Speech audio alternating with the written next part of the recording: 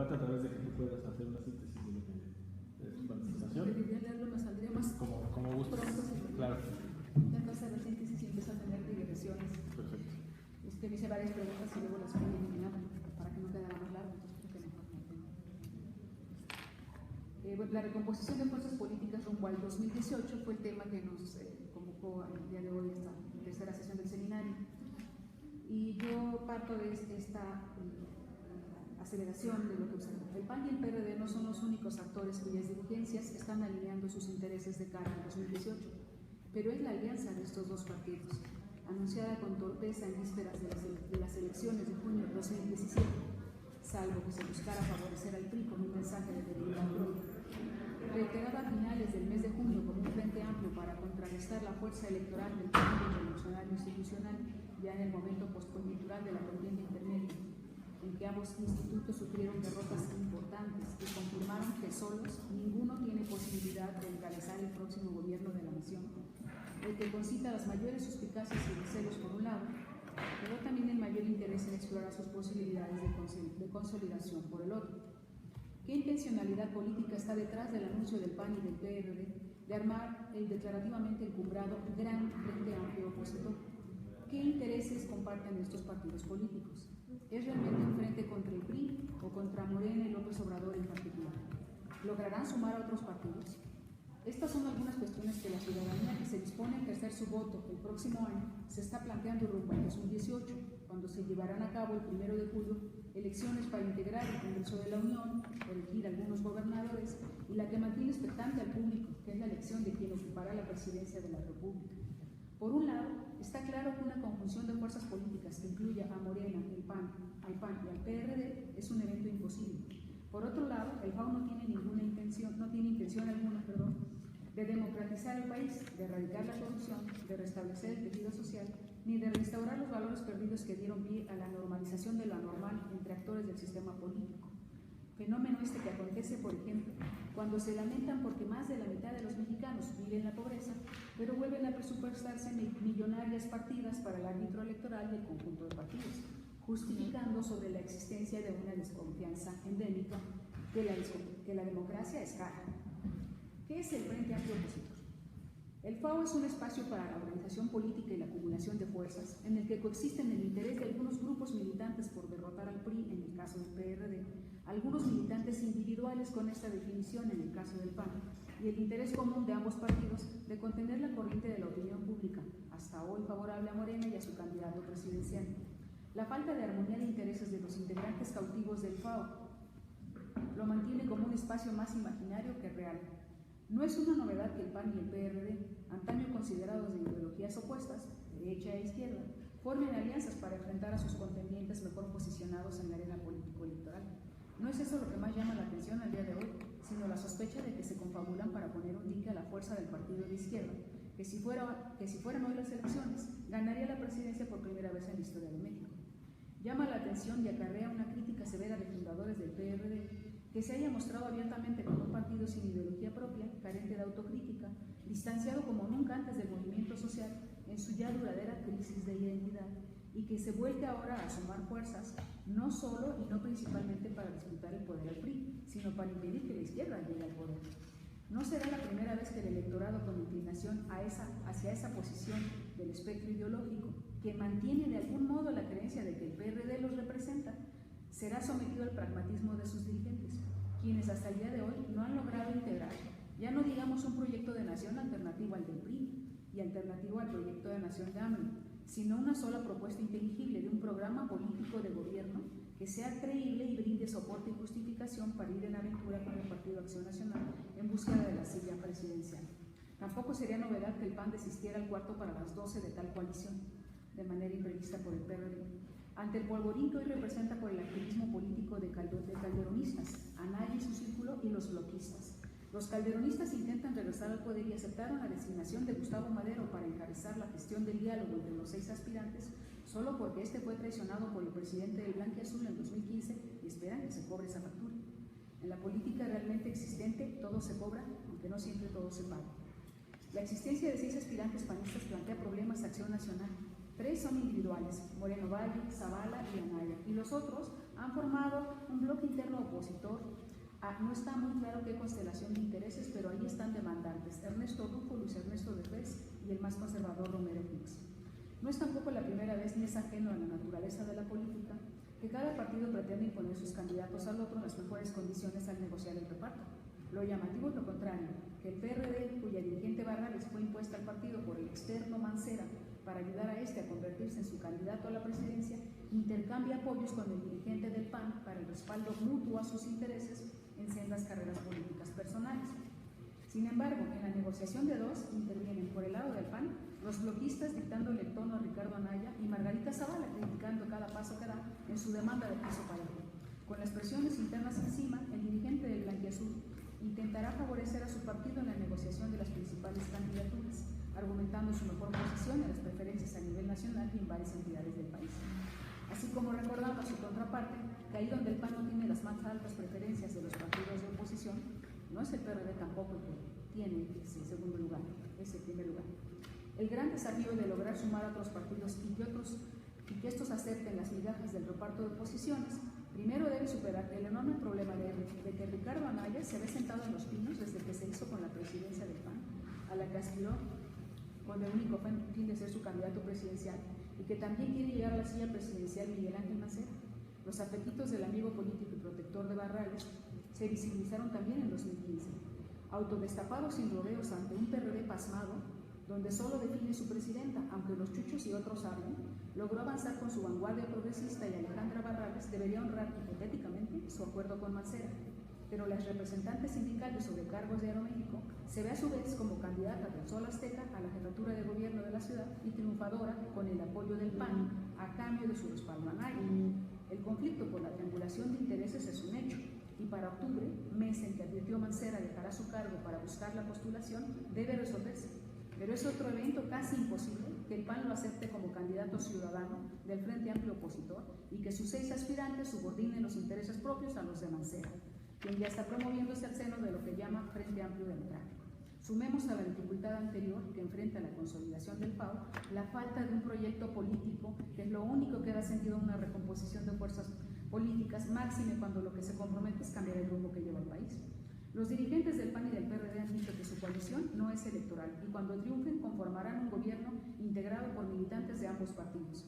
Pero formar un gobierno de coalición es una divisa solo retomada por las corrientes del PRD que apoyan el PAO, pero no por el PAN con el mismo entusiasmo ni en unidad. Rufo y Derbez lo defienden en el discurso, mientras que trabajan un proyecto panista y no bipartidista. Zavala no está de acuerdo y no iría a un gobierno de coalición, mientras que Anaya juega con las palabras tratando de mantenerse al frente de su partido el mayor tiempo posible para obtener la máxima publicidad y liderando la composición del espacio imaginario del PAO, que solo comparte hasta ahora con el PRD a nivel nacional y con un pequeño partido en Aguascalientes, Encuentro Social. Partido este que recurre a la misma estrategia del Verde en sus inicios, acomodarse con los grandes para no perder el registro, compartan o no principios y proyecto. Así las cosas, no se ve por dónde pueda consolidarse un gran frente amplio opositor electoralmente competitivo, y menos, y esto es lo importante, uno que mejore la situación económica, política y social del país. Ni siquiera entre la mancuerna bipartidista está el acuerdo listo y no se avisora que logren aglutinar y representar los intereses de la ciudadanía sin partido, a la que a esta fecha no se han dirigido.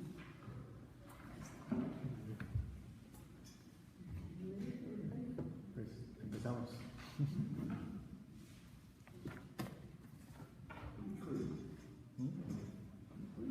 Yo cuando leí el primer documento me acordé mucho de un viejo apóstol de Lenin y su quehacer, cuando decía que necesitamos la formación de un partido que pueda llevar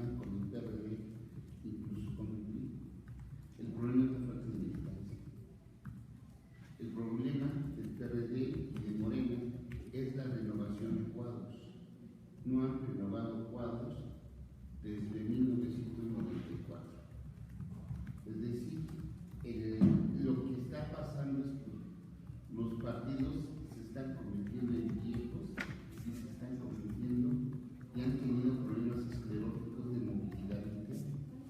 Por lo tanto, ya no tienen representación. Tampoco los movimientos sociales han generado una militancia o un reflejo de los partidos. De hecho, los movimientos sociales han sido tan locales, tan marginados y tan contestatarios que tampoco han representado una movilización social. Yo creo que lo que viene hacia el 2018 es dar muestra de dos cosas. La primera, la falta de una política democrática en la sociedad y por lo tanto la generación de un Estado autoritario, disminuyendo la capacidad de negociación entre los diferentes sectores. Y lo otro es, lo que también ha provocado es ya no la desconfianza, hoy ya la falta de credibilidad, ya no de los partidos, sino incluso de sus candidatos. López Obrador, si fuera de elecciones ahorita, sí ganaría López Obrador, por una simple y llana razón, es el único candidato oficial. Es una carrera de un solo carro, hasta ahorita es la carrera de un solo corredor. Esperemos tantito a partir de octubre, noviembre, cuando empiecen ya de ver las precampañas, a ver si sigue ganando y yendo a la cabeza, sobre todo cuando van los obuses directamente a Moreno. La primera línea, los obuses, los madrazos, los habitantes de San Moreno. Ahora ya tienen el campo minado, la primera línea que acaban de empezar se llama Monreal. Y Monreal no solamente está cuestionando la encuesta y la elección de la candidatura de Morena para la Ciudad de México, está cuestionando la propia estructura de Morena y la definición de cómo se está tomando las decisiones del interior. Creo que ese golpe y el meeting de ayer da muestra de esa división. Y por el otro lado, ayer los del PAN nos dieron un espectáculo interesante en la Cámara de Senadores. Se dividieron, se acusaron, se denostaron y entonces no hay unidad. El PAN ahorita, en lugar de llamar a la unidad, están llamando a puentes. Y al primero que están llamando a puentes es al PAN. Creo que por ahí va la situación y yo creo que el Frente Amplio ya ni siquiera hipotéticamente, fue declarado, pero hipotéticamente ya no es posible por esas fragmentaciones.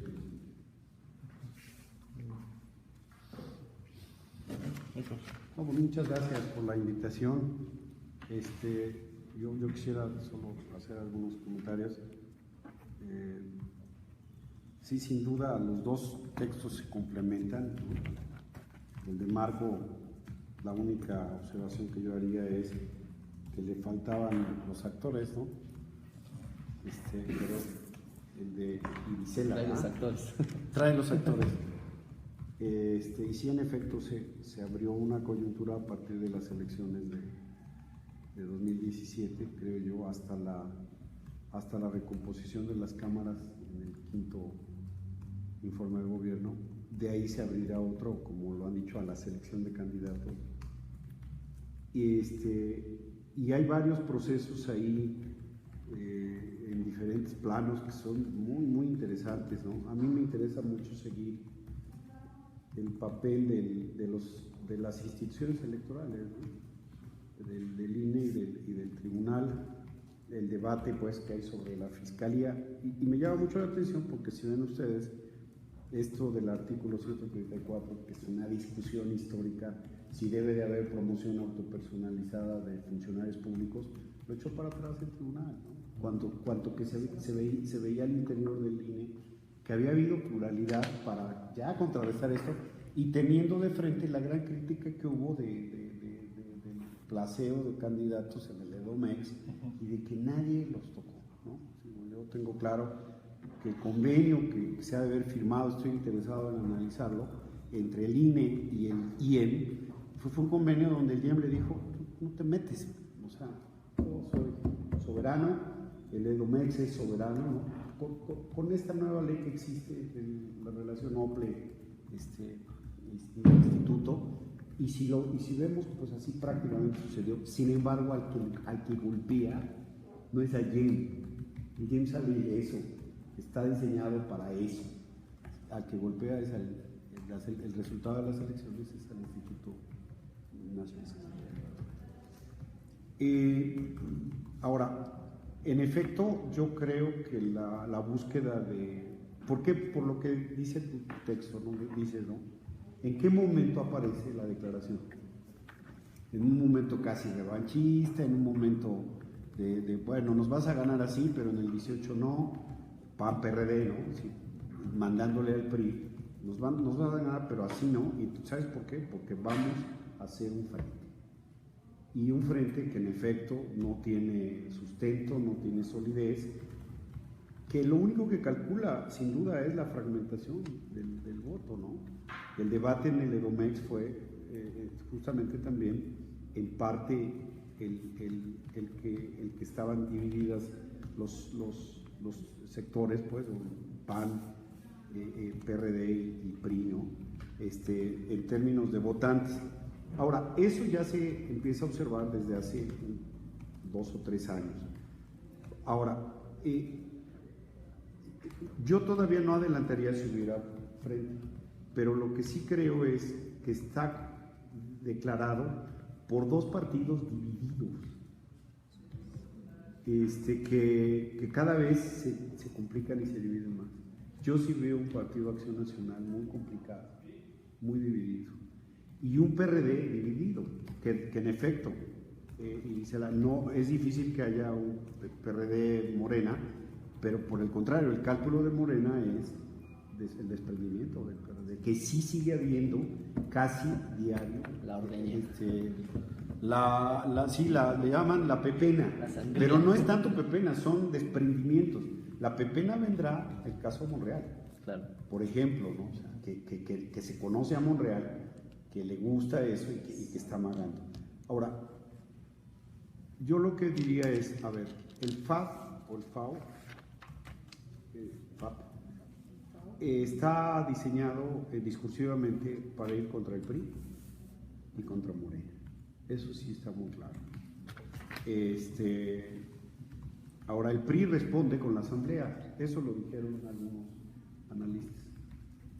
Quita los candados y les oferta a Midi, a Nuño, a votantes que pudiesen ser simpatizantes panistas, ¿no? El PRI le está arrebatando ya con la asamblea, no fue cualquier hecho más, sino pues es ya casi la antesala de querer arrebatarle votos en principio al PAN por el gran enemigo, ¿no? Andrés Manuel López Obrador. Y el otro es ir sobre Morena, ¿no? Ahora, yo aquí diría algo que pudiese sonar teórico, que era lo que comentabas, Marcelo, y que no tenemos muy claro, ¿no? Al menos yo. Se empieza a discutir la estructura, el andamiaje jurídico que podría llevar a esto, que es los gobiernos de coalición. Y yo apuntaría simplemente como una tarea, creo que valdría la pena discutir y analizar la estructura de los gobiernos de coalición, porque se ha mencionado ya lo de la ley, ya lo habíamos visto hace tiempo, no existe una ley, hasta ahorita es a opción del presidente, el presidente lo puede armar y desarmar a la hora que quiere, hay un convenio, es decir, no hay una gran, en realidad el gobierno de coalición es una entelequia, porque no hay nada que los obligue, que ofrezca sobre todo políticas alternativas, como es el discurso de decir, ¿en qué estructuramos el frente? En un gobierno de coalición.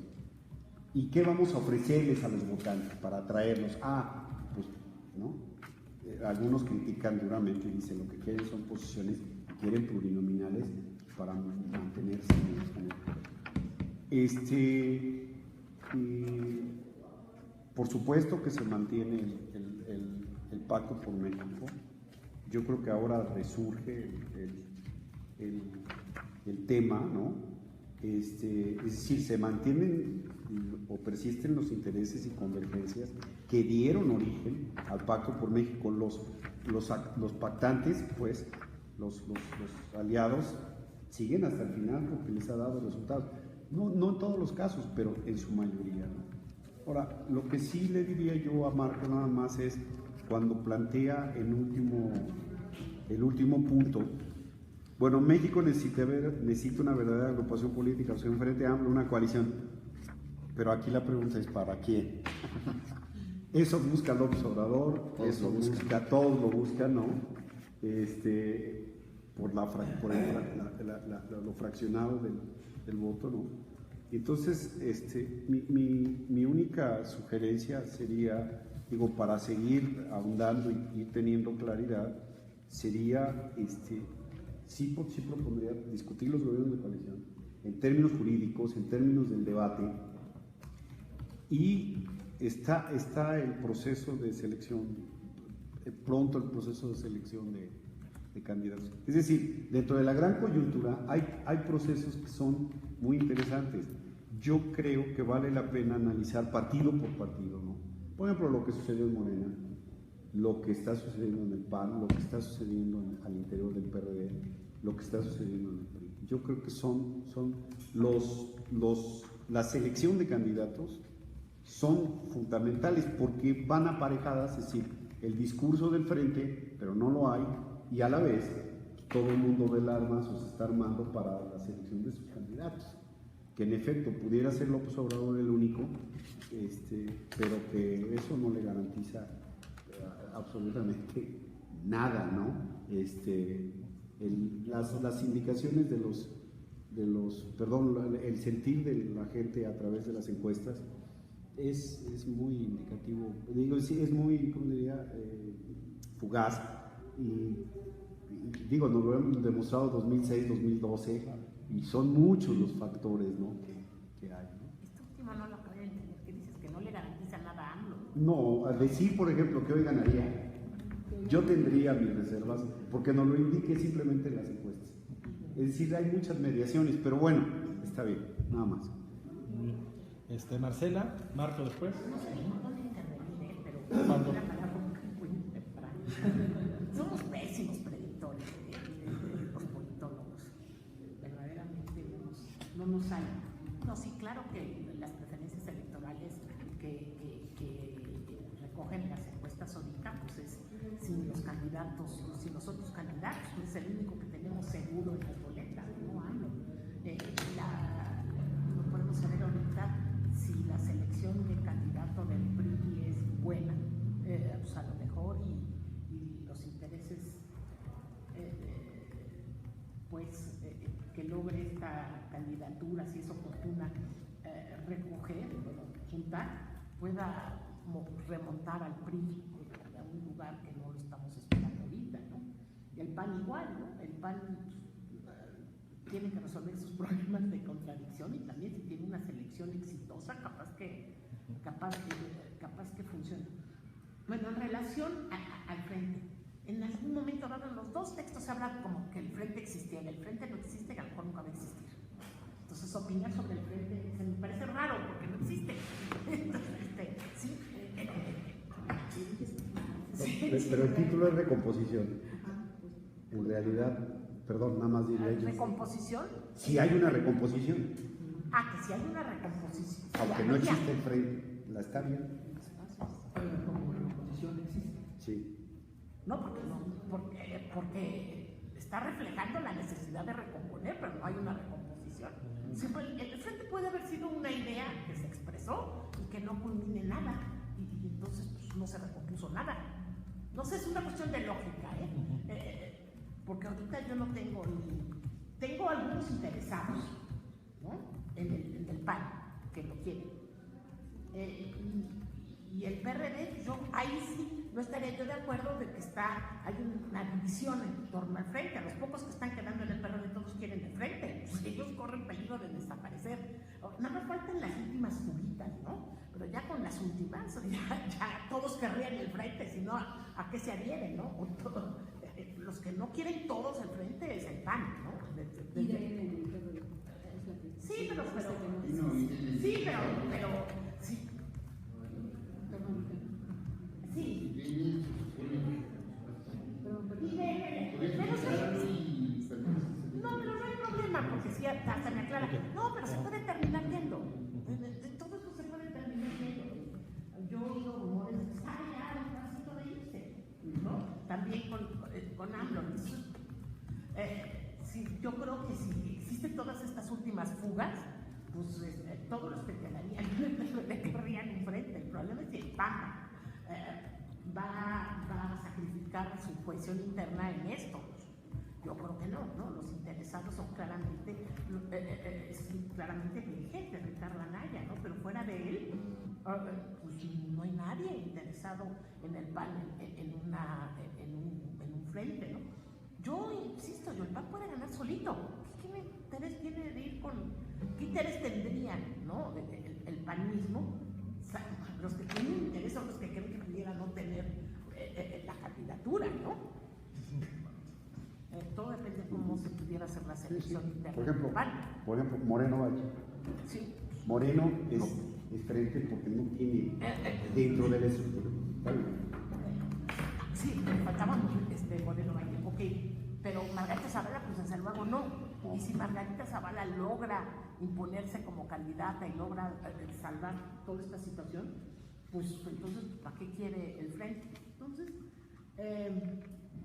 yo también no le apostaría que va a haber frente con el PAN, ¿no? Pero sí pudiera haber algún polo interesante que se formara, con a lo mejor algún independiente y a lo mejor el PRD con Movimiento Ciudadano, que logren jalar ahí, pasando a lo mejor por problemas internos importantes aparte del verde, que logren jalar. Si pudiera conformarse un cuarto polo, ¿no? Que pudiera haber PRI, PAN, Morena y un cuarto polo que sí pudiera, si encontrara una persona, más que el programa, claro, no pide el programa, ¿no? Entonces, una conciencia ciudadana más, pues más educada, pero sobre todo la persona, si encuentran sí puede subir. Yo cuando pienso en las elecciones del año que entra, yo lo primero que quisiera saber es cuántos competidores reales va a haber, ¿no? Porque seguro 3, pero llegarán a 4, esa sería. Yo cuando pienso en el frente pienso, ¿llegarán a haber 4? ¿Llegarán a haber 5? ¿Llegará a haber algún independiente que se vaya por otra vía porque eso es lo que va a definir totalmente los resultados? Hasta ahora lo que habíamos tenido con este sistema que prevaleció durante años de 3 partidos importantes y los otros satelitales, fueron elecciones presidenciales 2000, 2006, 2012 con 3 grandes candidatos y 2 finalistas, y uno que se retraía más, y el voto estratégico jugó y explicó mucho los resultados electorales. Eso fue el juego en 2000, en 2006, hasta incluso en 2012, ¿no? Ahora el sistema de partidos está totalmente cambiando y pudiera ser que no fueran solo 3 los competidores, sino pudieran ser más. Eso es lo que pienso en relación al frente, ¿no? Tienen urgencia de que los interesados que funcionen, que bueno, pues, se quieren presentar ante la ciudadanía como novedosos, ¿no? Entonces les viene esta idea de, bueno, vamos a hacer el frente, pero vamos a hacerlo no como un frente nada más electoral, sino lo vamos a hacer como una coalición que sí se conforme como una coalición gubernamental, ¿no? Y que la pactemos desde antes, ¿no? Que la pactemos desde antes, incluso en el evento que fui yo el lunes respecto a estos gobiernos de coalición que organizaron y que están tan de capa caída que yo no lo checo ni en la prensa, no aparece prácticamente, la facultad participó y yo lo busco porque nadie los peló, ¿sí? ¿Sí? Es que como me invitaron, yo dije, ay, han de estar de super capa caída, donde necesitan que Marcela Bravo, bueno, súper.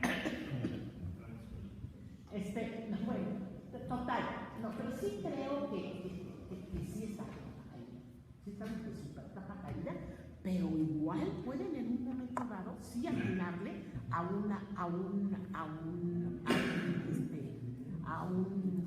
un candidato que pudiera despegar, ¿no? Bueno, nada más lo último, en el Estado de México lo vimos, ¿no? El PRD logró sostener una votación muy importante, sostenerla, remontarla en relación a las expectativas. En realidad sostuvo la votación del PRD y todo lo hizo el candidato. Entonces, ahí estaría, pero no creo que sería con el PAN. No van a poder, no van los panistas pues a aceptar eso. Más que si son ellos los que tienen la candidatura, ¿no? Ese es su cálculo. Marco, Pablo y Gisela, después yo. Gracias. Bueno, un poco la propuesta del texto, sí, totalmente de acuerdo, no trae actores y está un poco pensada en evidenciar la pieza retórica que significa este Frente Amplio, ¿no? Coyunturalmente parecía que es una pieza retórica, advenediza, que le falta armado, que le falta ingeniería política, que le falta proyecto, incluso le faltan actores, ¿no? Confirmados, ¿no? Es una idea ahí que está, no sé si incluso está ensuciando, ¿no? Los procesos internos de los partidos. El del PAN parece ser que sí, ¿no? Incluso el propio uno de los que proponen el frente, que es el presidente Anaya, está jugando a tratar de amagar con llevar al PAN a un pacto que le ponga presión a sus candidatos internos o a sus aspirantes, ¿no? Entonces, justo ahí está colocado el texto. Eso es como de saque. Ahora, yo creo que, y retomando un poco lo que decía Héctor, creo que lo que está evidenciando no solo el frente, sino las condiciones políticas actuales en las que está operando nuestra democracia, es que si bien hay un fraccionamiento del voto, yo lo transportaría y además podría en algún punto forzar el símil a decir que hay un fraccionamiento del poder. En realidad lo que los actores están evidenciando con la falta de capacidad de representación y con la falta de capacidad de que los partidos postulen candidatos y proyectos políticos que sean votados, lo que hay atrás de ese miedo, de esa incertidumbre es justo atender de alguna manera con coaliciones, con frentes, en este caso ahorita voy a atender lo de gobiernos de coalición, con frentes amplios, ¿no? Esta idea de tratar de concentrar un poco el poder y la voluntad ciudadana. Y yo recuerdo a esta vieja idea del triunvirato político, ¿no? El triunvirato que hizo Octavio Augusto, Marco Antonio y Lépido a la muerte de Julio César, un acuerdo político de la élite romana, uno el gran militar Marco Antonio, Octavio Augusto el heredero de facto de Julio César, y Lépido que tenía un gran liderazgo y además mucho dinero en la antigua Roma, y ellos se dan cuenta que no es posible ocupar el espacio de poder que tenía Julio César, que además todas las estrellas militares, venía de ganar un montón de batallas, y de repente, pues bueno, se comete el asesinato, la traición por Décimo Juno Bruto, y entonces hay un reacomodo en Roma muy interesante. ¿Por qué pongo esto de contexto? Porque no es que seamos Roma, no es que aquí haya un Julio César, pero en realidad lo que pareciera es que hacia donde tendría que ir esta elección, o al menos los actores así lo están mirando, es a una suerte de triunvirato que les permita reacomodarse como clase de Estado, como clase política o élite política de Estado, porque parece que es una clase que representa los intereses del Estado, de la parte alta del poder del Estado y no los intereses de la sociedad.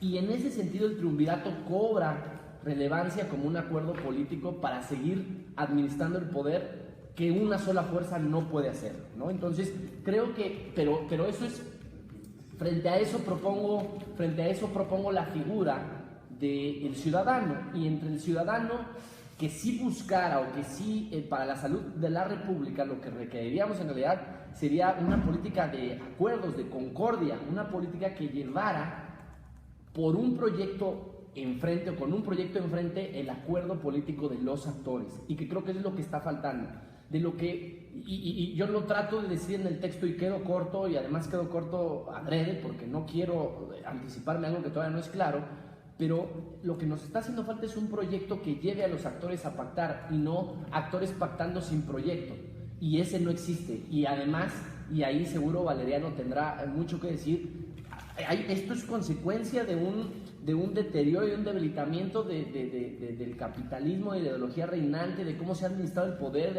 del coletazo del capitalismo y del neoliberalismo en México, de su implementación, que ha traído grandes ventajas, pero también ha traído justo gobiernos desacreditados, con falta de política social de interés en la sociedad. ¿Qué le preocupa al ciudadano en las últimas encuestas que dice?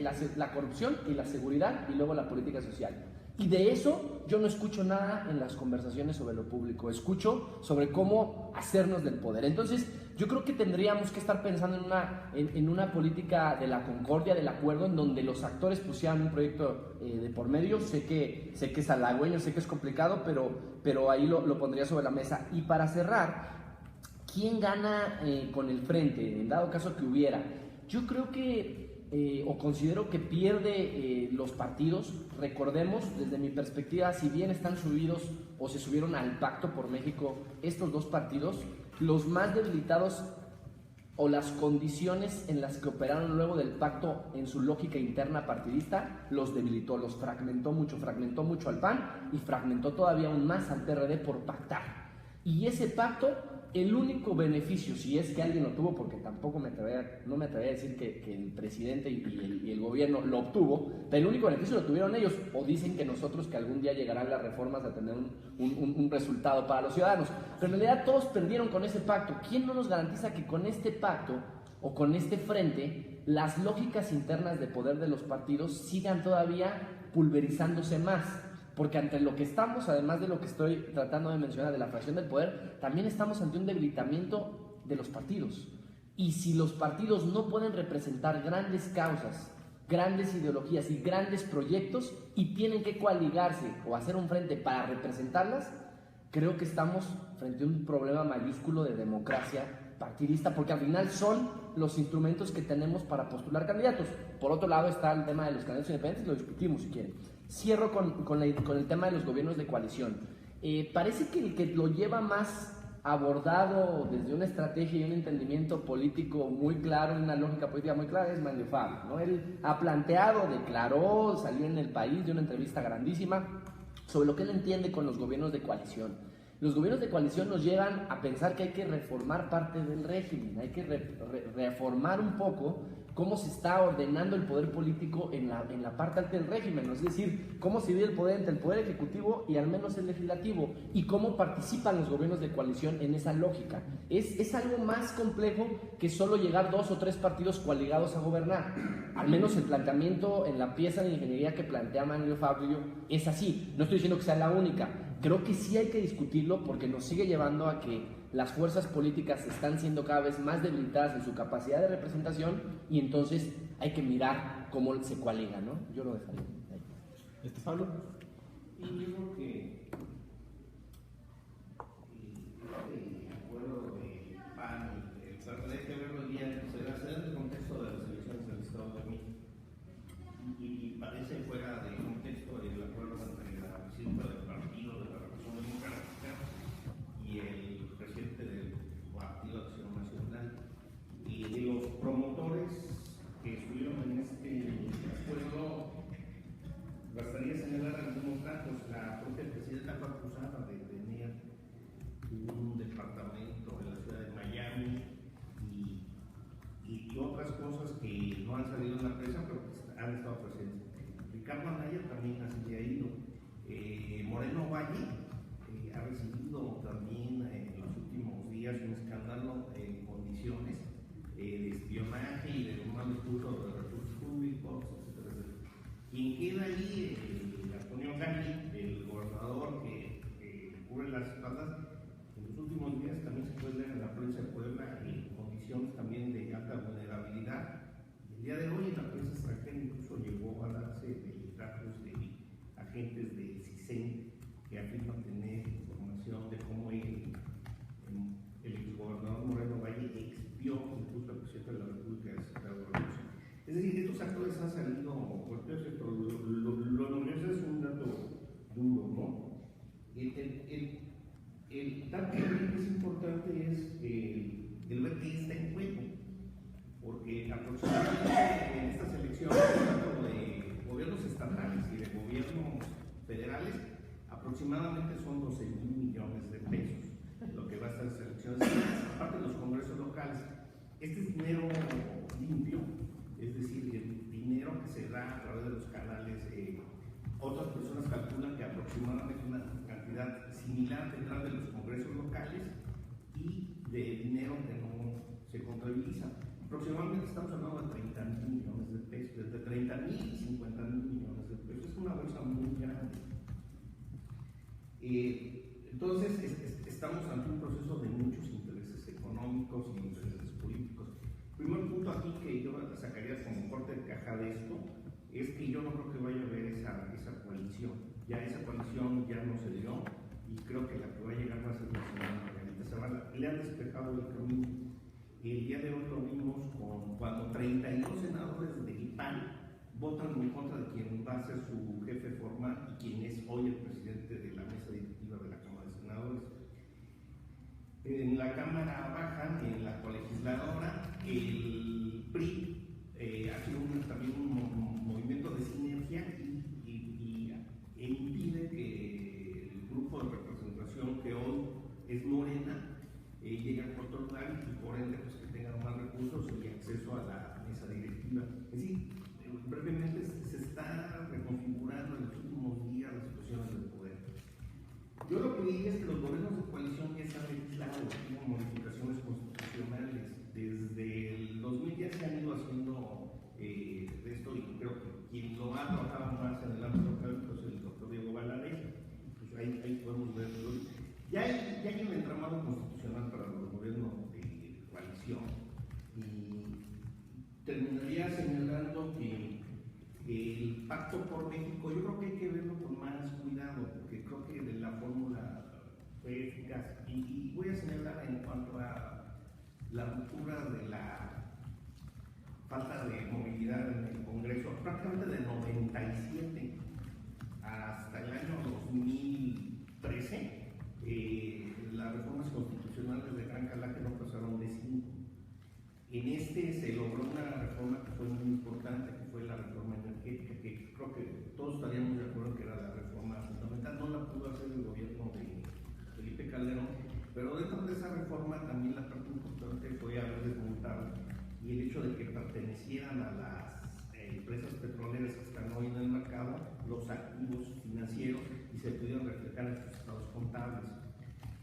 Hubo modificaciones también en el espectro radioeléctrico, modificaciones laborales muy importantes y no educativas en el aspecto de la educación. Son reformas que crearon un nuevo entramado constitucional con las leyes secundarias y creo que lo que viene es el choque entre lo que ayer decía el presidente Peña cuando lo entrevistaron en la Bombera, entre defender estas reformas y el modelo de AMLO. Y creo que ahí estamos ahorita en ese choque. Creo que si lo vemos bien, ese entramado de intereses que llegó a 3 partidos, pues si lo vemos en términos de fríos, no han perdido mucho porque en los repartos constitucionales, por ejemplo, el PRD con 8 senadores, el Senado de la República incluso puede tener ahorita una representación, está discutiendo en el Belisario Domínguez. Entonces yo creo que esto sí hay que verlo más bien en términos de qué espacios de poder están llenando estos partidos, PRI, PAN y PRD, que siguen siendo los partidos que están en esta coalición, al que desde mi perspectiva se sumaría Movimiento Ciudadano, el PAS y Nueva Alianza. Entonces es una coalición muy grande y hemos dejado de ver estos partidos pequeños. Creo que es muy importante verlo porque en la elección del Estado de México fueron decisivos para el triunfo del PRI. Ahora, aquí también habría que aportar una situación, por eso concluyo. El Morena no pudo lograr tener el total de representantes en casillas y el total de actas también. Entonces yo creo que estamos frente a una situación en la que convendría más hacer análisis teóricos, viendo los análisis específicos y las condiciones concretas de cada proceso electoral, porque cada proceso electoral es muy distinto, cómo se van aliando los partidos políticos y los resultados, y además estamos ahorita en un ajuste de beneficios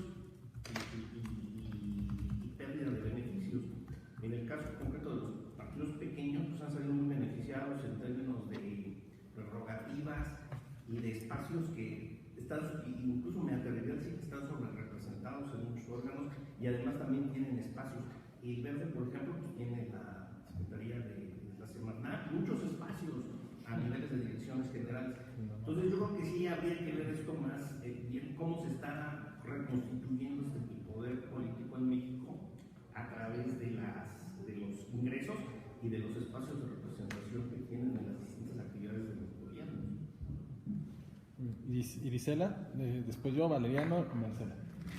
Sobre lo que comentaba Héctor en cuanto a que el puro dato de la encuesta no sería algo, digamos, no seguro para cifrar a partir de ahí quién pudiera ganar las elecciones en 2018, por lo que hoy se dice, ¿no? Sí, yo estoy totalmente de acuerdo con eso. Lo que quiero señalar sobre ese tema metodológico de la encuesta, soy persistente en señalar siempre el alto grado de error que tienen las encuestas, sobre todo cuando son previos a las jornadas electorales. Sin embargo, pasa esto. Cuando en lo que yo pongo en el documento, que es el dato que tienen apoyando en encuestas al día de hoy, de que si hoy fueran las elecciones, es un dato probabilístico, nunca seguro en las encuestas, ¿no? Ganaría López Obrador, de acuerdo con estas encuestas. No está reñido con el hecho que hemos mencionado también varios, de que, claro, hoy es el único que es seguro que aparece en la boleta. O sea, de todos los demás partidos todavía no tenemos candidatos seguros. Morena es el único que está seguro, pero este hecho precisamente es un hecho sustantivo, porque el tiempo corre y porque se van acumulando fuerzas. Quiero decir que en la medida que, por un lado, estoy consciente que en la medida, y comparto con lo que se han dicho aquí por varios compañeros, cuando se definan por otros partidos sus candidatos van a haber variaciones, sí, pero que en la medida que esto no ocurra, el hecho es que sigue precisamente acumulando fuerza una imagen.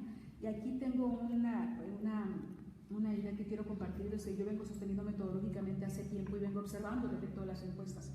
Las encuestas no son solo, como se suele sugerir, instrumentos para recoger opinión, perdón, pero no. Vengo observándolo desde Marta Sagún y Vamos México, cuando nadie conocía a Marta Sagún y empezó a pagar una inmensa cantidad de encuestas, primero para posicionarla, para que se le empezara a conocer, etc. Las encuestas son un instrumento para formar la opinión pública y opinión política.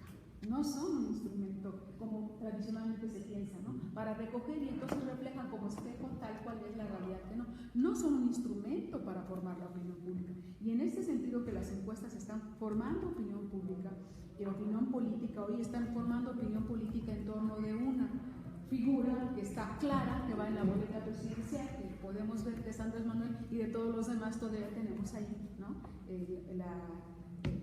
Digamos, las apuestas, ¿no? Las apuestas, pero no las claridades ni las determinaciones de quiénes iban en esa boleta de los otros partidos. Así que en la medida que los diferentes partidos no definan, no resuelvan sus procesos internos, el polvorín que yo digo en el documento, el polvorín que hay dentro del PAN, ¿no? Explosivo con ese activismo político de al menos 3 grupos que ahora mencionaba. Mientras eso no se define por los otros partidos, pues entonces está claro que las encuestas que se sigan levantando van a seguir posicionando a Manuel López Obrador y a Morena, ¿sí? Independientemente de lo otro, de cuando ya se definan por los otros candidatos, que aquello vaya a variar. ¿En qué medida? Bueno, pues también eso tiene lo que tienen que analizar los partidos. ¿En qué medida llegará a variar? Es una pregunta que se tienen que hacer y respuesta que tienen que dar ellos también al interior de sus partidos para resolver lo más pronto posible sus propias candidaturas en este proceso de la acumulación de fuerzas, porque resulta que Andrés Manuel no solo está teniendo adhesiones del PRD, y aquí voy al otro que se comentaba, no solo son las adhesiones del PRD, sino son adhesiones más allá de los periodistas, de empresarios, de académicos, sobre todo de niveles locales, municipales, estatales, ¿no? Que no son muy vistosos en la escena nacional, pero que cuentan votos y ganan votos abajo, ¿no? Entonces, está yendo entidad por entidad. López Obrador continúa con las firmas de los acuerdos de unidad, agregando pues, a una serie de intereses y de agentes o de actores políticos también en esos niveles, hasta deportistas. Estaba viendo ahorita aquí que se acaba de firmar con deportistas que destacan en el béisbol, por ejemplo, en Aguascalientes, ¿no? Entonces está haciendo este trabajo hasta por entidad, ¿no? Con este acuerdo.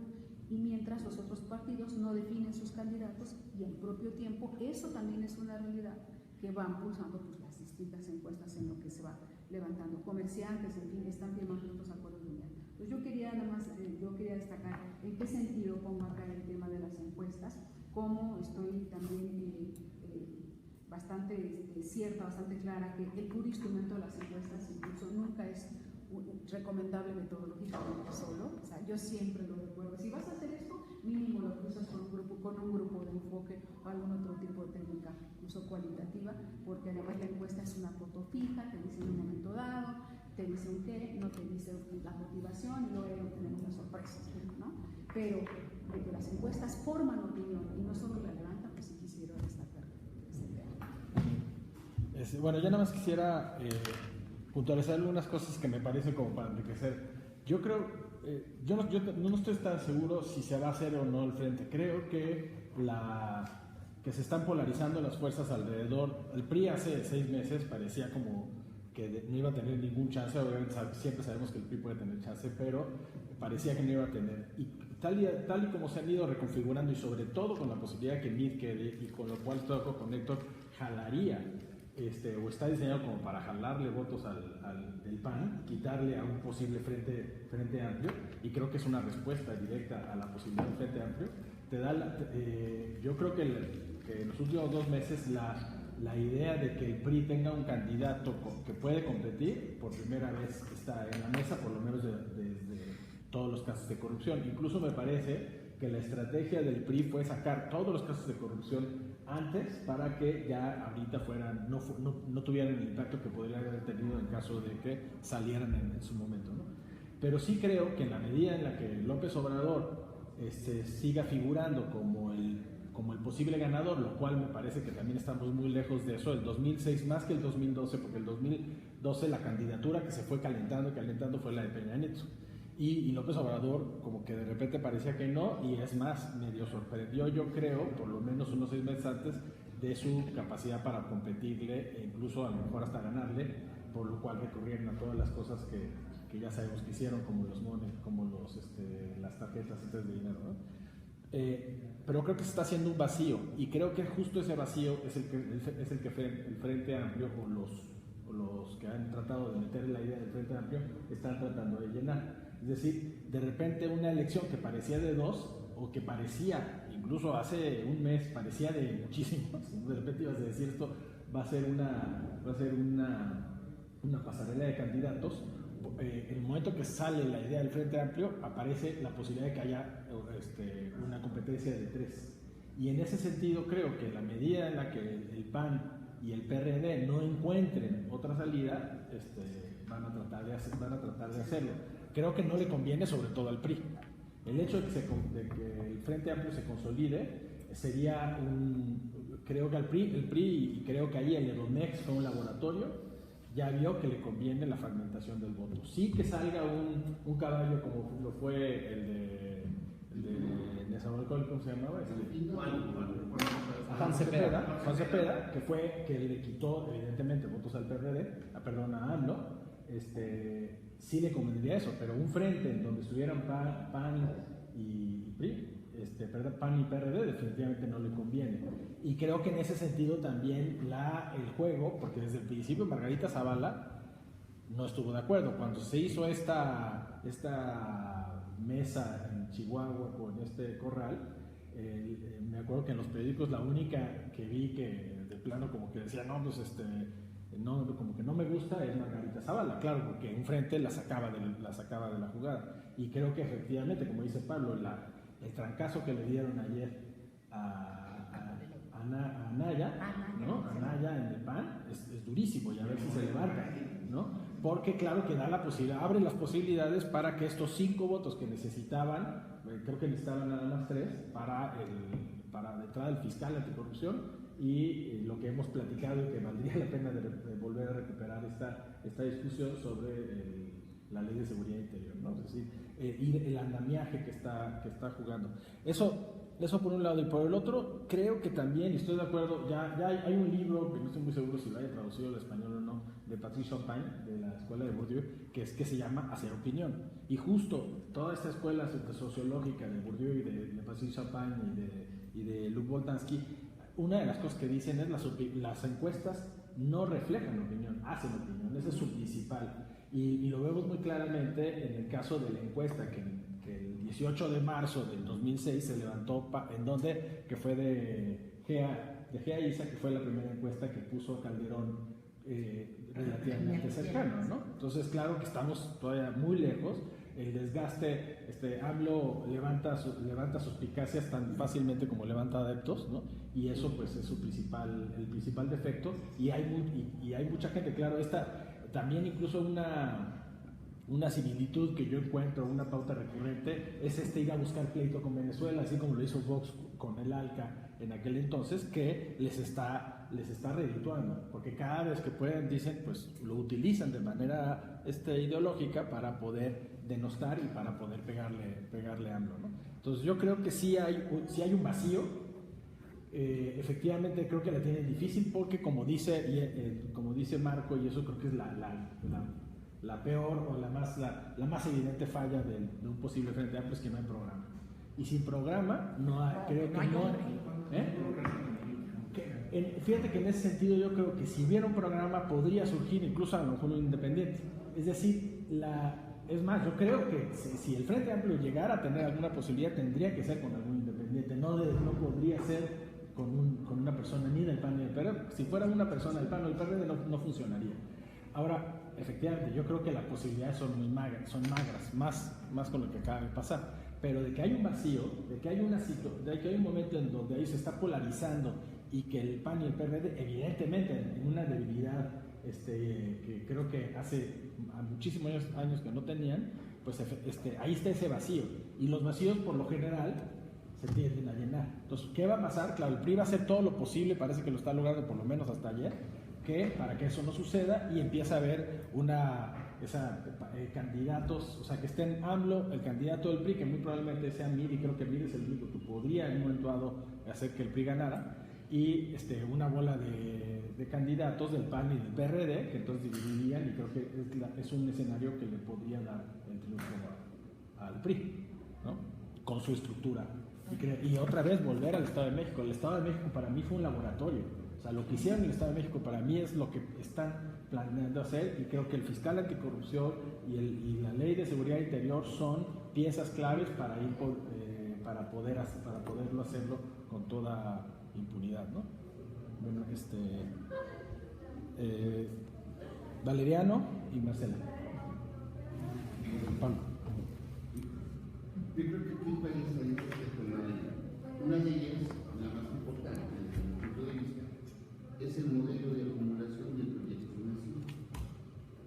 Creo que estamos en un modelo de acumulación de corresponsabilidad o participación, y el modelo de proyecto de nación va justamente vinculado a eso. Por eso las reformas estructurales y la del tipo de discusión. Ahora, el primer documento que yo leí con este proyecto, curiosamente, es en el 2006 con el libro de López Obrador. ¿El libro de qué? El libro de López Obrador, cuando es planteada la idea de derechos con obligaciones, un proyecto de economía mixta donde el Estado y la iniciativa privada participaran. Entonces el proyecto existe. El primer documento que yo leí fue el de López Obrador, ese libro con el que se lanza a la presidencia, a la candidatura de la presidencia en 2006. Cuando leo el proyecto del Plan Nacional de Desarrollo de Peña Nieto, es muy similar. El que no es similar es el PAN. Por eso no se me hace extraño que el PAN esté ahora debilitado, porque el proyecto ya cambió. La segunda, ahora, ¿Qué es lo que busca este proyecto? ¿Qué es lo que necesita de manera estructural para gobernar? ¿Qué no necesita democracia? El neoliberalismo y todo eso nos hablaba de democracia y libertad, que eran los valores fundamentales y lo que la sociedad buscaba y por donde ir caminando.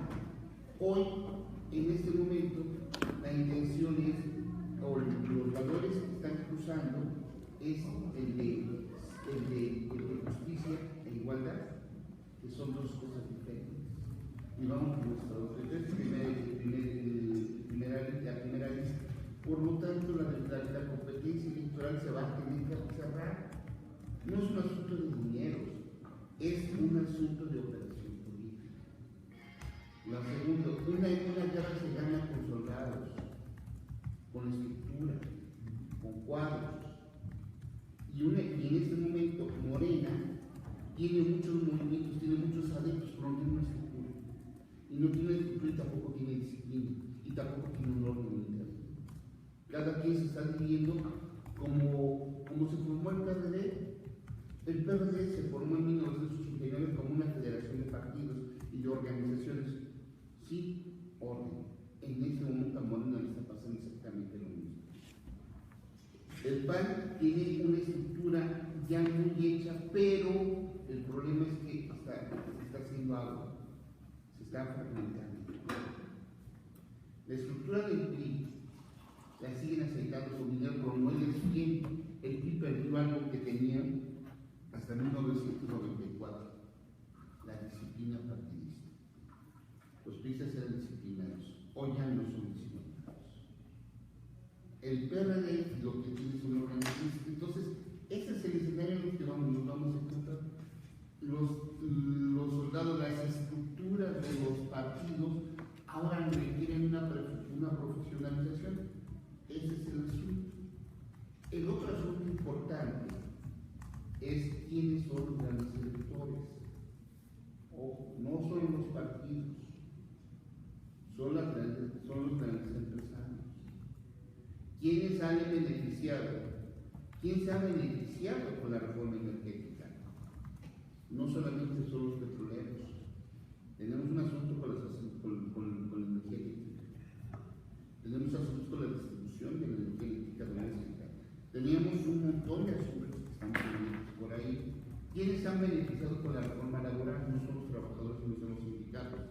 Son las grandes compañías que han hecho de este país un país de manufactura y que están en proceso de reindustrialización, que ese es el modelo.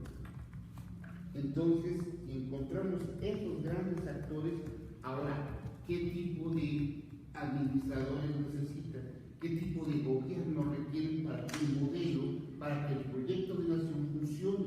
Un Estado autoritario, ciertamente, no de coalición, pero también requiere que las cámaras estén dispuestas o están divididas de tal manera que sus necesidades legislativas se aprueben. No es acerca del fiscal lo que viene en juego. Bien, ¿cuáles son el resto? ¿Cómo vamos a reglamentar estas reformas?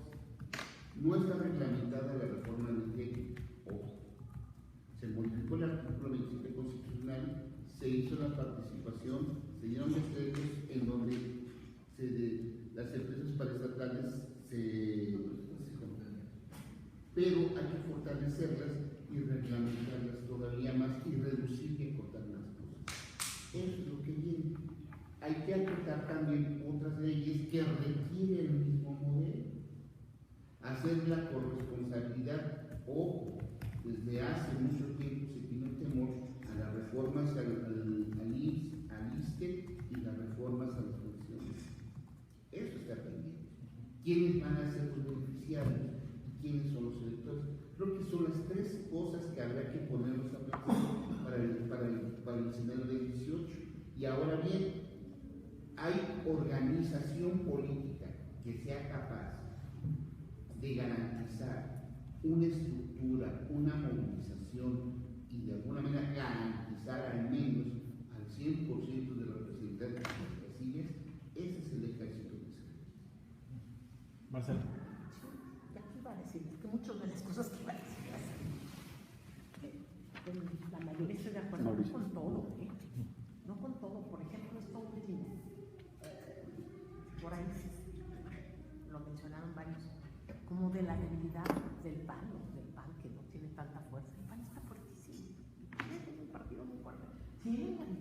interna en torno a los aspirantes, supercoyuntural. Si la resuelven bien, es un partido muy fuerte. Es un partido que tiene ya casi tanta fuerza territorial como el PRI, ¿no? Si no es que más, porque muchas veces se sobreestima. En términos de padrón es más grande el padrón. La fuerza, la maquinaria del PRI a veces se sobreestima, ¿no?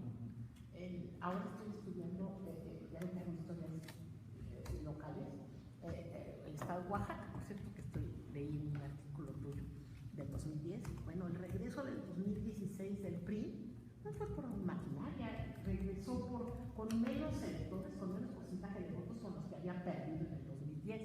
En 2016 regresa con la fragmentación del voto, porque el PT no fue con la coalición PAN-PRD y aparte Morena. Entonces el PRI regresa facilísimo, el PT hizo el juego, gana gracias al PT. Y pensando en el PT, es otro de los comentarios. Yo creo que aquí hemos tocado PRI, PAN, PRD, pero yo creo que el sistema de partidos está cambiando total y completamente. El juego que tengan los partidos que antes eran minoritarios, o que no importa que sean minoritarios, porque pueden ser decisivos, está sobre la mesa.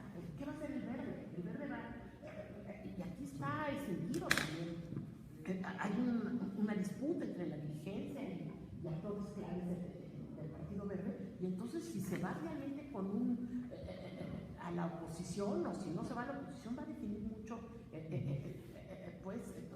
define totalmente la forma por la que va a competir el PRI y bueno, le juega la fragmentación, pero también le juega a conservar los lugares que quiere conservar, ¿no? Como un lugar, el Movimiento Ciudadano, bueno, igual, ¿no? Bueno, que ya está totalmente definido por la posibilidad de a lo mejor está ir totalmente solo o ir en alianza con otros partidos de oposición, ¿no? Se inclinaría más a eso, por eso su llamada realista, ¿no? Yo creo que estos partidos hay que contarlos porque van a definir mucho. Yo no sé qué va a pasar el año que entra. Yo creo que nadie lo puede prever. Sí es cierto que AMLO viene con toda la fuerza del mundo, pero sí es cierto que este escenario me recuerda el del 2006. Es muy parecido al del 2006. Es el más parecido al del 2006. Con esta nueva composición del sistema de partidos.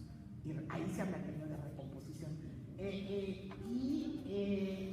Sí es cierto que junta, es el que más junta simpatizantes ahorita, pero sí es cierto que es el que más junta antipatías. Y si hay alguien que logre ser a quien se le puede apostar para detener a uno, va a pegar. Esa es la tirada de mí, ¿no? Claro, del PRI con mí. La tirada del PRI creo que la tirada, pues es como obvia, digo, no soy, todos lo han dicho de una y otra manera.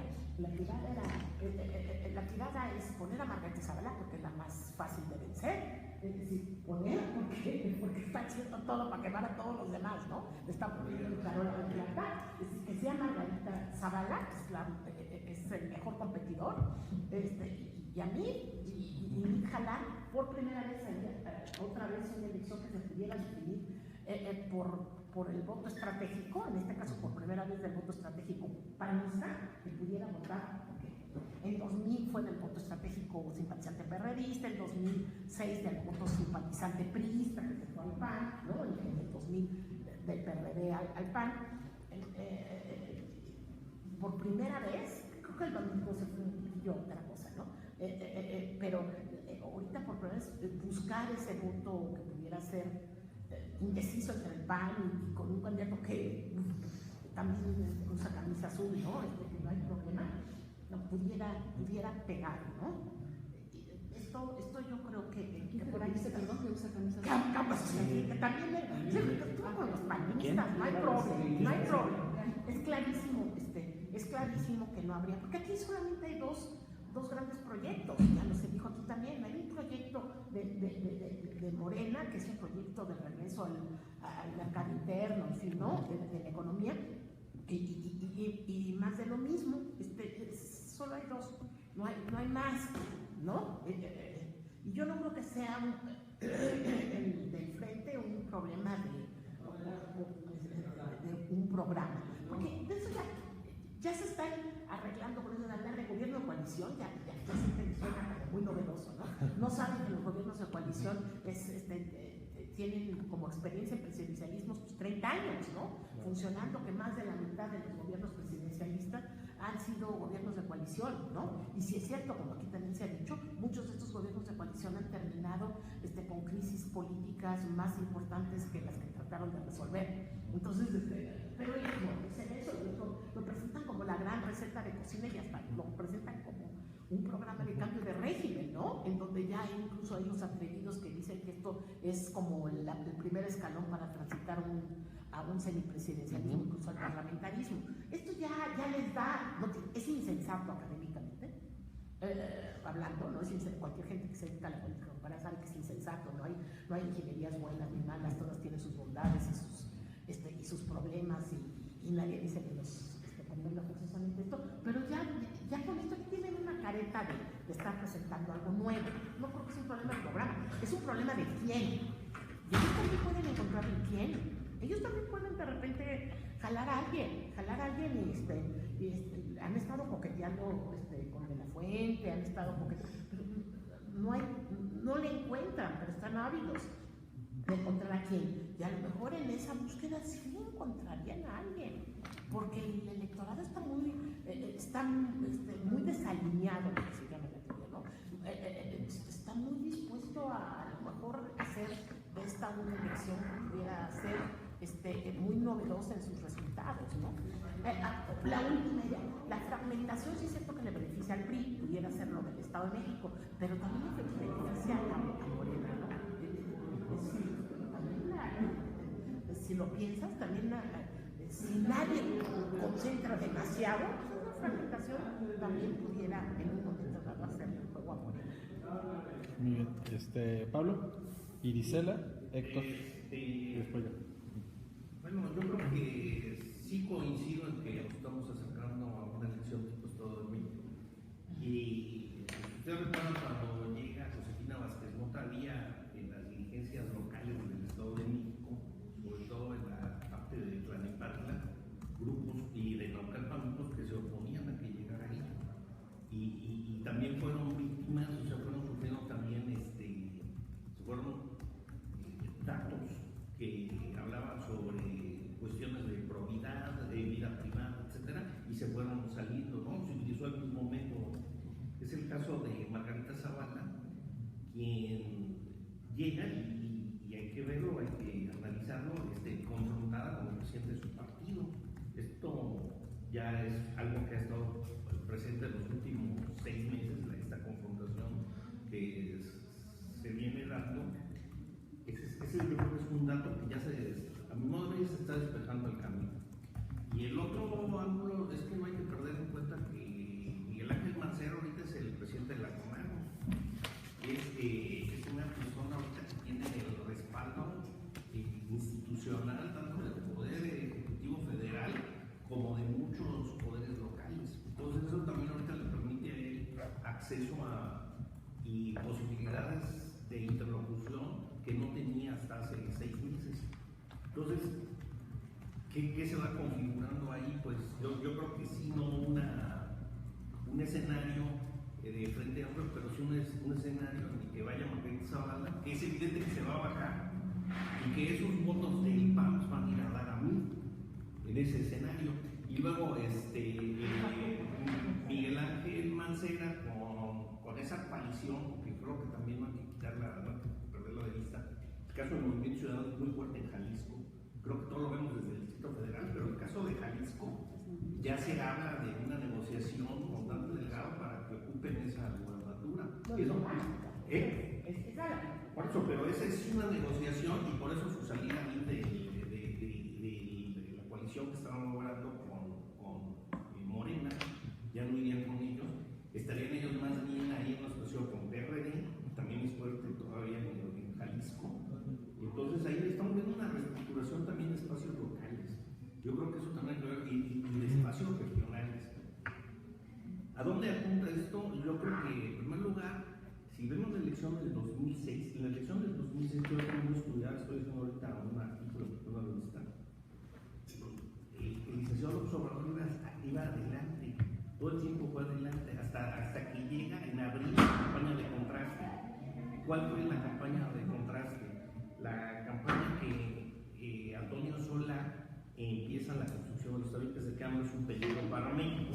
Entonces ahí empieza a bajar, pero incluso llegamos al 0.56.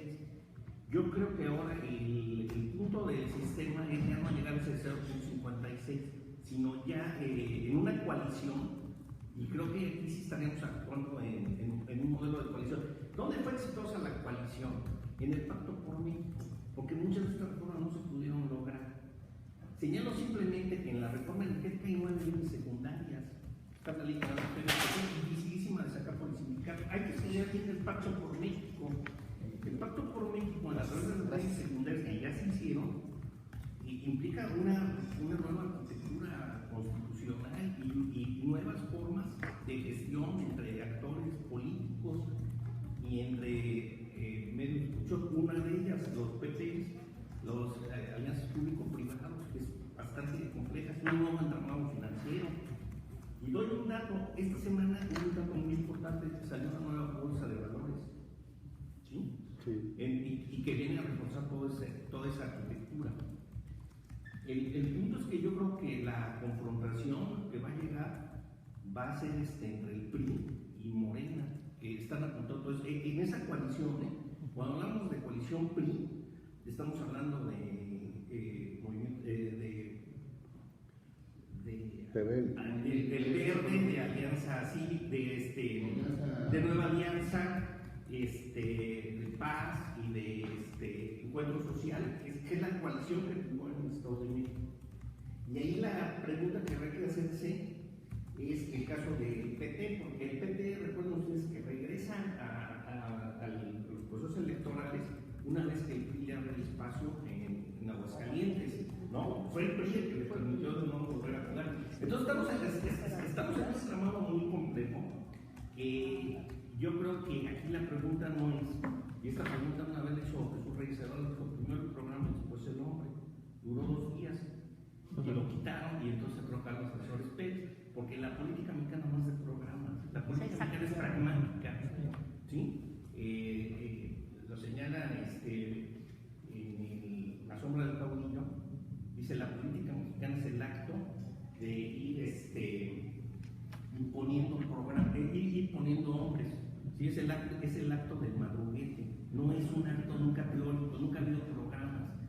Las revistas de los partidos políticos, si las vemos en el INE, todo esto pues simplemente se da ahí y es el área de los partidos políticos más desfavorecida, ¿sí? Es el área que menos les importa. La política mexicana no es de proyectos, es de actos, y si ustedes lo ven, pues esto así ha sido, desde la literatura nos lo señala, y el último evento que hubo de esto, creo que fue el que el presidente Peña también dijo que había que esperar un programa, y la verdad pues hemos visto que en la asamblea, dije, bueno, vamos a la asamblea de los programas, la asamblea no fue otra cosa, no hubo ninguna definición ideológica, conceptual, el punto era quitar unos candados, ¿sí? ¿Y dónde estuvo concentrada? En Campeche. Las sedes que estuvieron fue en Zapopan y las de Sinaloa prácticamente no tuvieron ninguna repercusión. Entonces, concretando, yo diría que pues, hay que ir viendo los movimientos prácticos y pragmáticos en los que se vienen dando. Y creo que sí seguiría la máxima que dijo López Portillo, ¿no? Cuando quita a Portillo Muñoz, a su Reyes Heroles, ¿no? Pues que se vaya a su casa militar. ¿No? Irisela, Héctor, después yo y Marco. Compartirles que la división interna que sí hay, tanto en el PAN como por Bolillo, ¿no? Pero también en el PRD, también se refleja en el árbitro electoral. Ahorita paso al árbitro electoral, pero a propósito de la división interna del PRD, que sí hay en el PRD, yo decía en el documento, las corrientes del PRD están a favor del PAN, porque sigue siendo una corriente dentro del PRD IDN. que hay un anuncio y un amigo de Padierna diciendo, de Alejandro Sánchez Camacho, diciendo, y nos podemos salir porque ya, ¿no? Además me están amenazando con quitarme mi posibilidad de candidata en la jefatura de la Ciudad de México, Dolores Padierna. No es la primera vez que lo hace tampoco IDN, como no es la primera vez que IDN, sin salirse del PRD, llama, sin embargo, a no votar por los candidatos del PRD. Hubo mucho trabajo, sobre todo en lo que pude tener oportunidad de ver directamente en la zona sur de la ciudad, en las elecciones de 2015, en donde por un lado grupos de perredistas de esta corriente, ¿no?, dejaban pasar ciertas acciones y ciertos candidatos del PRD, claro, más afines más o menos a sus posiciones, pero no a otros candidatos que estuvieran abiertamente en contra de un proyecto con el que han venido compartiendo desde hace muchos años el IDN, que es definitivamente el de López Obrador. Un argumento y algo que yo siempre he escuchado de IDN que menciona es: ¿por qué les vamos a dejar a Barrales y a las nuevas gentes el PRD si nosotros lo fundamos y lo construimos y no sé qué? Mismo cuestionamiento que le hicieron a Pablo Gómez. ¿Por qué no te sales de ahí? Pablo Gómez contestó: los que se tienen que ir son ellos. La que se tiene que les llamó los bastardos de la izquierda. Ya viste que sí se salió. Pero finalmente, bueno, Sí, el PRD como tal no, sino que apoya a Morena, va a apoyar a Morena, pero lo que quiero decir, digo, pero no renuncia al PRD. En el caso de IDN, yo tampoco creo que se vaya a salir formalmente del PRD. Sí creo que son amagos, pues, para presionar en esta coyuntura, ¿no?, en la negociación interna, pero no creo que que hayan cambiado de parecer ya los líderes de la corriente, dejando el capital político que más o menos han ido recuperando después de una crisis muy seria que tuvieron, ¿no?, con lo de los bioescándalos y todo eso. Les ha costado mucho trabajo recuperarse, pero ahí van, tienen la Secretaría General en la Ciudad de México, no se nos olvide. IDN es la Secretaría General en la Ciudad de México, o sea, bastión de PRD, Morena, ¿no? Y bueno, con lo que le pasó al PRD en las elecciones intermedias, pues IDN también valora eso. Yo no creo que vayan a dejar de gratis este capital político que han ido otra vez recuperando, y digamos que se lo queden ahí los periodistas, nos vamos simplemente a Morena ya. Por otra razón además, porque justamente en Morena no se ve claro, no hay ninguna oferta o ninguna posibilidad de que lleguen con este mismo capital como corriente y como Movimiento Nacional por la Esperanza a tener la mínima posibilidad de negociar nada de posiciones con Morena. Y con lo que acaba de ocurrir ahorita, con Ricardo Monreal, con el mismísimo Ricardo Monreal, ¿no?, y a quien le señalan justo que nadie le ofreció una senaduría, y Morena no ofrece senadurías a nadie, esto se va a definir por encuesta y tal. Entonces también es un mensaje muy claro para los de IDN, porque dicen: aquí no creas que ya vas a venir. Y doy otro ejemplo de esto, que vas a venir del PRD y todo el día te vamos a dar, tú porque eres figura. Pues se lo acaban de hacer también a Miguel Barbosa en Puebla. Entonces Miguel Barbosa en Puebla ya también estaba destacadito y dice: no, yo me retiro, yo ya decliné, ya no voy a entrar en esta encuesta de Morena en Puebla. Pues claro, porque también le dijeron: sí, qué bueno que vienes y te sumas, pero aquí ya hay morenos, están formados en la fila antes y que van en la encuesta interna, ¿no? Él dice que no se bajó de la posibilidad porque iba abajo en las encuestas, pero lo cierto es que las oposiciones no lo quisieron, ¿no?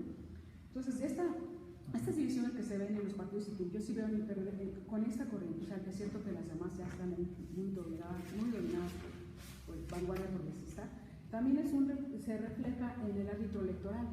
La Comisión de Quejas y Denuncias no votó unánime, fueron 2-1 en contra de la medida cautelar que Morena había pedido para la publicidad en este año electoral del quinto informe de gobierno del PRI y Peña Nieto, ¿no? Entonces fue una votación ahí dividida, y si uno ve y escucha las entrevistas a uno y otro candidato, a uno y otro consejero, pues Pamela San Martín, ¿no?, tiene una posición ahí siempre diferente a otros consejeros, Adriana Favela, por ejemplo, a mí, ¿no?, me parece claro eso. Están señalando que están preocupados porque no saben con qué reglas en realidad van a arbitrar las elecciones el año que entra, que no saben con qué reglas en dos materias: materia de uso de recursos tanto públicos como privados y de actos anticipados de campaña. Actos anticipados de campaña, con esto termino, que se están dando a diestra y siniestra.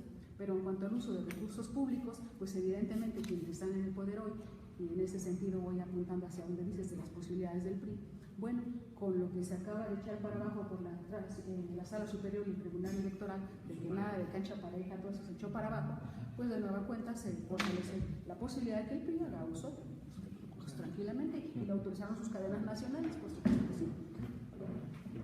Sí, a ver, solo una aclaración, y tal vez fue muy personal mi preocupación. Los gobiernos de coalición están aprobados desde el 2014, pero es un párrafo. Sí, no están reglamentados. Es un párrafo, no están reglamentados. Lo que yo decía era un poco revisar, porque el propio Beltrones dice, necesitamos una ley, y se requiere la ley porque hay que ver porcentajes, a ver qué porcentaje va a obtener el que vaya a ganar, digo, si es que un poco esa ingeniería que acompañaría un frente. ¿Y de dónde me tomo para hacer el frente? Pues tenemos la salida de gobiernos de coalición, ¿no? Claro, gobiernos de coalición con ejecutivo, es decir, con presidente. No soñar, pero lo usan, como dices, ¿no? Vamos avanzando al parlamentarismo. La verdad es que son puros cuentos chinos. Yo lo que decía era, creo que tenemos que revisarlo porque sí se han pronunciado y hay que verlo. En realidad, lo único que quiero decir es, el presidente ahorita tiene la atribución, es decir, el diseño del gobierno de coalición fue hecho por dos cosas, desde mi punto de vista. Para oponerse a la segunda vuelta, es la carta, pues, ¿no? Negociamos con el PAN, ¿no? El PRI con el PAN, y la segunda, para darle oportunidad al presidente que llegue, que esperan que sea el PRI, pues, o los priistas, ¿no? Pueda gobernar optando. No hay nada que lo obligue y puede descomponerse a la hora que quiera si no hay una reglamentación. Ganó el PRI en Baja, sí, pero hay una variable dependiente desde mi punto de vista. CUE llega por una coalición, por una alianza, pero resulta que la alianza se desdibuja. El propio ejecutivo empieza después a quitar de posiciones, ¿no? Por ejemplo, a quien nombró secretaria de gobierno será la candidata de Nueva Alianza, que 3 días antes declina por él, ¿no? Sí, pragmatismo total, pero pragmatismo desde el gobierno también los va a quitar.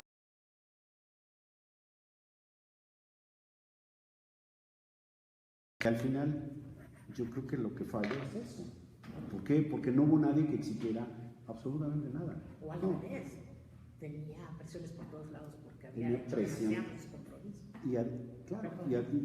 Y además, complejísimo gobernar la situación en la que estaba gobernar Oaxaca. Entonces, en ese sentido decía yo lo del gobierno de coalición. Ahora, segundo, hay teorías que sí funcionan, ¿eh? Hay teorías en las que yo sí creo. Yo sí creo en la teoría de los clivajes. A mí me parece que esa teoría es una teoría muy importante. Claro, yo pensándola en el momento de la selección de candidatos. ¿Por qué? Porque decía que era importante hacer el seguimiento de la selección. Bueno, vean ustedes lo que sucede en el DF, con Monreal, que en realidad, a mí no me queda claro, no me he metido a fondo, pero no era hacer la selección del candidato, era de quien coordinaría, ¿no es cierto? Sí, pero es por un cuidado de la ley. Para ya darle... Es un nombre, ¿no? Es como el nombre para poder cuidar la ley, que no se adelantara. La plataforma. Pero si ustedes le preguntan ahorita en una encuesta, la opinión pública va a decir, claro, estaban eligiendo candidato y hay una fractura, y hay una escisión, y hay bueno. Ahora, ¿por qué creo en eso? Porque lo que decía Marcela, ¿no?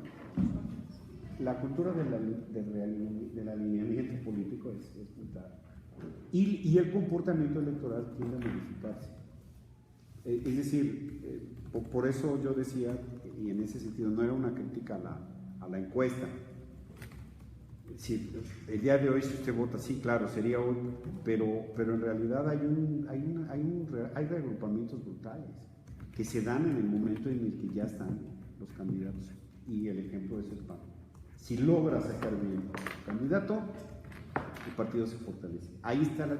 ¿Qué es clivaje? Bueno, pues es escisión, división, ¿no? Es un momento crucial. Por eso decía, ojalá se pudiese analizar cada uno de los partidos su selección de candidatos. Me parece que eso es fundamental, porque va a cambiar justamente el comportamiento político. Yo lo veo. Ahora, concluiría diciendo algo que me parece que es central, ¿no? O sobre el cual gravitan muchas cuestiones. Lo del laboratorio del Edomex. El Edomex en realidad nos demostró muchísimas cosas, ¿eh?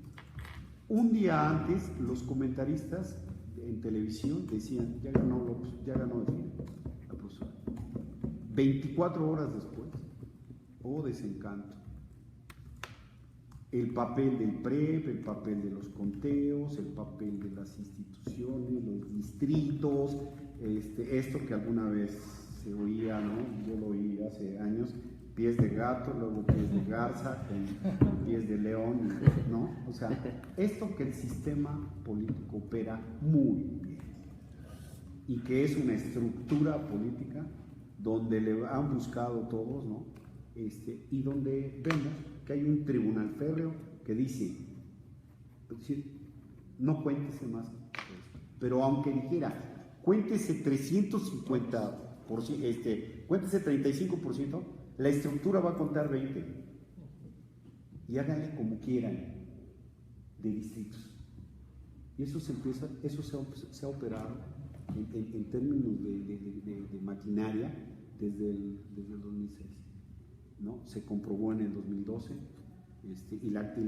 y ahí ya entra la parte litigiosa del proceso y la gente no quiere pleito y los que quieren se van aminorando y se judicializa la elección. ¿Por qué pensaba yo en eso? Porque en realidad ya López Obrador declaró y dijo, no van a poder operar como operaron en el Estado de México. La República no es lo mismo. Y yo creo que esa es la gran incógnita, ¿no? A mí me parece que sí pueden operar, que el sistema político, la estructura política, la maquinaria está preparada para judicializar eso y volver a enfrentar a un candidato que aun cuando haya puntero, ¿no? Que lo único que diría ya por último, hay muchas cosas que decir, yo creo que López Obrador tiene que plantear bien su programa. No está mal leer el libro, pero el libro no es un programa. En los 50 puntos del proyecto alternativo de la Nación era brutal. Si ustedes se pueden analizar, no porque no fuera a lograrlo, no, olvídense. Simplemente cómo iba a operar cada una de las propuestas que polarizaban brutalmente. Piensen ustedes en la Comisión de la Verdad del FOBAPROA. Pues claro que era un peligro para México, no porque yo lo reproduzca, sino simplemente los interesados en el FOBAPROA decían, ni madres que llegas, pues ¿cómo me vas a destapar a mí toda esta historia, ¿no? Donde incluso, si recuerdan, en el 2000, las llaves, no, perdóname, lo de las llaves que pactó Cárdenas con Fox y 2003, en el 2000 o antes. No vamos a abrir el FOBAPROA. Entonces, ese ejemplo de una acción, de una propuesta, que eran los 50 puntos para un proyecto alternativo, yo creo que López Obrador debe de hacerlo. Porque ¿dónde no le ha alcanzado? En los debates. Hasta ahorita la estructura de los debates no se ha movido, ni la van a mover. Van a volver a hacer spots fijos para proteger al PRI, a los candidatos, básicamente como protegieron a Peña Nieto. No le llega porque si hay más de un debate, creo que son dos los que están hasta ahorita establecidos, ahí hay un juego de marketing impresionante que ya nos lo ha demostrado, donde se crea opinión pública y el comportamiento se modifica. más allá de que si la economía va a ser la venezolana y si es un remedio de Maduro y de Chávez, que eso se lo tiene que quitar López Obrador. Sí, ahí hay una presión de opinión pública impresionante donde la gente sí se la cree. Sí se cree que le van a quitar el ranchito que tiene de hectárea y media. De que juega un papel, yo sí creo mucho en eso. ¿Por qué? Porque se presta la cultura Ayer con lo de Moody's. política. Ayer con lo de Moody's, por ejemplo. Entonces, bueno, ahí lo dejo porque faltan muchas fases para eso.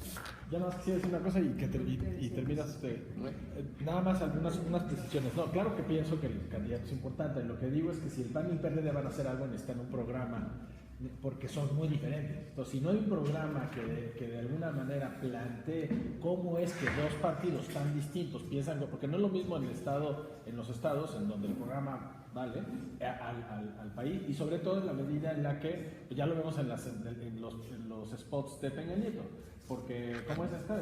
Porque las cosas cuentan y ahora le cambió y queremos seguir. Cuenten, queremos que sigan contando, es decir, sigan por ¿no?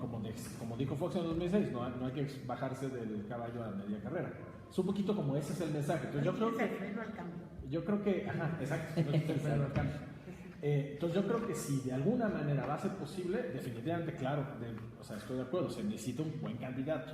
Cuando yo decía que es que creo yo, tal y como están las cosas, si es que pudiera llegarse a llenar ese vacío, que me parece que sí existe, tendría que salir pienso que si sale del PRD o del PAN, no va a haber posibilidades, a lo mejor de un tercero en discordia. Que piden las plataformas, eso se han hecho de manera actual, las plataformas. El problema es qué tipo de plataformas es lo que aquí se conceptualiza, que es muy distinto a lo que pide el trámite formal, ¿no? Claro, sí.